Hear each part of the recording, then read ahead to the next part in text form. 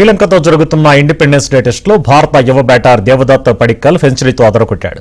స్వాతంత్ర దినోత్సవం రోజు జరిగిన అంతర్జాతీయ మ్యాచ్లో శతకం బాదిన భారత తొలి బ్యాటర్గా పడిక్కల్ రికార్డు సృష్టించారు.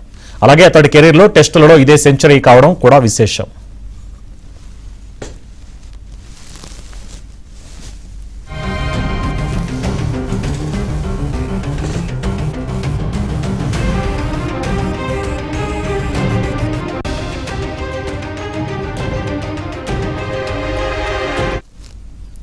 తొలి రోజు టీమిండియా ఆట ముగిసే సమయానికి భారత జట్టు తొలి ఇన్నింగ్స్లో 2 వికెట్ల నష్టానికి 288 పరుగులు చేసింది.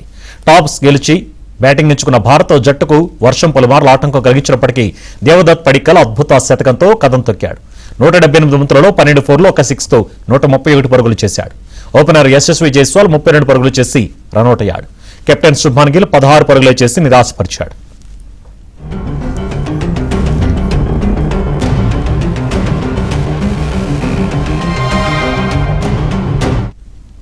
హాఫ్ సెంచరీతో రాణించిన కేఎల్ రాహుల్ రిటైర్డ్ హాట్ గా వెనక్కి తిరగా అనంతరం వచ్చిన రిషబ్ పంత్ పడిక్కల్కు చక్కటి సహకారం అందించాడు. 3వ సెషన్లో వరుణుడి అంతరాయం తర్వాత ఆట తిరిగి ప్రారంభమైన వేళ పడిక్కల్ బౌండరీలతో విరుచుకుపడి జట్టు స్కోరును భారీగా పెంచాడు. తొలి రోజు ఆట ముగిసేసరికి పడిక్కల్ 131, పంత్ 27 పరుగులతో క్రీజ్లో ఉన్నారు.